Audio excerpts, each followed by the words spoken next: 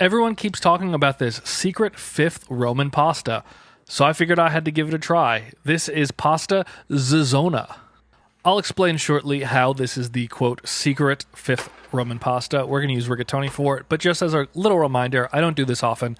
Comment, like, subscribe. Let me keep making these videos. That's it. Simple reminder. First, we're going to start with 2 egg yolks. This is kind of like the carbonara part of it. Basically, this pasta dish is a mix of all of the 4 Roman pastas into one dish. So we're going to add some pepper to those, and then we're going to add in pecorino romano. This is just, I've already pre-grated this, but I just add that in. We're going to mix it together and just make a nice kind of egg yolk cheese paste.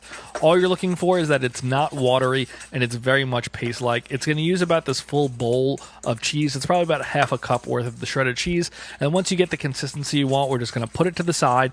This will come back into play after the pasta is done being cooked. Everything else we'll do while this just sits. You can throw it in the fridge if you want, but you don't need to. The next thing we have is guanciale. This is from my local supermarket. You should be able to get this almost anywhere in the US at this point, definitely over in Europe. I'm going to cut off a nice thick 1-inch slab. We're going to cut that in half, and then I'm going to cut it into nice little slices. I believe they're called batons or batons.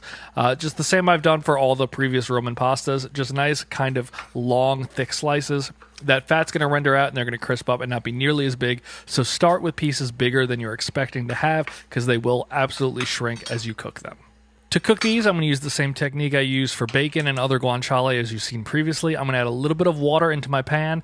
I'm using my Dutch oven in this case, and then we're going to throw that guanciale in cold, and then we're going to bring it up to temperature and let that fat slowly render out. The water will help it render better without burning. Once that water burns off, you'll see shortly you're left with a little bit of fond on the bottom, but the oil coming up beautifully right there. The water's fully gone. You can see that fat has slightly started to render, and you're left with the oil still, but you didn't burn, and it really helps it cook beautifully. Here it is at the very end. If you want to see further how long I do it, look at my previous Roman pasta videos. But the only difference is I'm going to take these out now. I'm going to throw them on a sizzling platter, and I'm going to put them into just my oven at 150 degrees just to keep them warm for when I'm done. Previous recipes, they've gotten a little cold. So that's the change I've made. We're going to add sausage now into that fat left over from the guanciale, and we're just going to break that up and leave that in there. This is going to be the base of the sauce.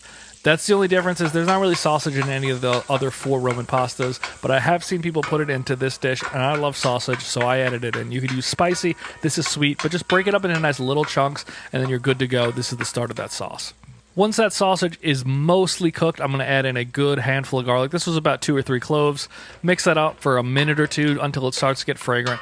Then we're going to add in a can of tomato sauce. If you have your own Sunday sauce you like to use or weekday sauce, throw that in. Absolutely fine. Add a little bit of water too to wash out that can and give it some area to reduce, and you're good to go. I'm going to mix this now. Let it sit for about 15 to 20 minutes and reduce a little bit. Cook out some of that water. Cook off some of the harshness. Really combine with that sauce beautifully. I'm going to add a little bit of pepper. I'm going to add a little bit of salt, and then we're just going to let this do its thing as the rest of this dish comes together, which is also very easy. But once you get that in, we're going to mix it together, and that's it. That's your sauce. If you want to use other sauces, that's totally fine. I get it if you don't like the store-bought stuff, but this is totally fine for me. Once that sauce is mixed, we're going to add in our pasta. I'm going to let that sauce cook for as long as this pasta takes, so about 12-13 minutes, but you start that pasta right when you're finished adding everything that you have to your sauce. I'm going to add a little bit of that water after it's been cooking for 3 or 4 minutes and mix it in with that egg yolk and cheese just to kind of temper it a little bit. You don't need to do a lot, but I like to do this. I don't know if it actually does anything, but I've always done it. And then we're just going to put that back to the side. Very easy. And just wait for your pasta to be done. Once that pasta is about 2 to 3 minutes short of being al dente, I'm going to add it into the sauce and let it do the rest of the cooking here inside of that sauce. Once you get that pasta in, I'm just going to give it a quick little stir, and then I'm going to let it sit for 2 or 3 minutes just to absorb that sauce and really come to al dente, and you're good to go. The thing I do now is I'm going to take that egg mixture, and I'm going to put it over the water that was boiling over there and kind of cook it like a bain-marie. And look at what you're left with. It starts to really cook down a little bit, and it really becomes beautiful. And that's what you're looking for.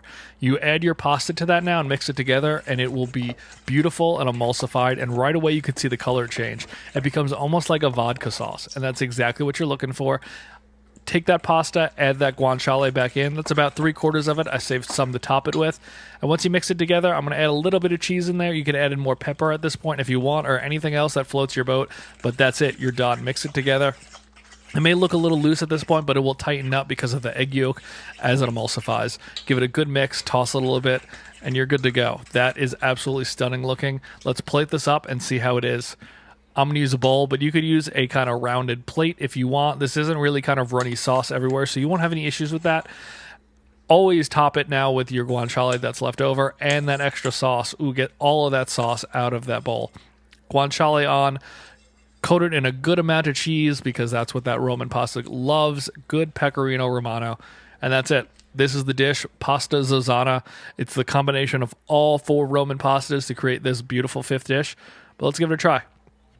First impressions are it's creamy from those eggs, which is beautiful, and you kind of can taste everything. You get that little bit of, the gricia from just the guanciale. It doesn't really taste like cacio e pepe, but this on its own, you could taste all those other dishes, and it is fantastic.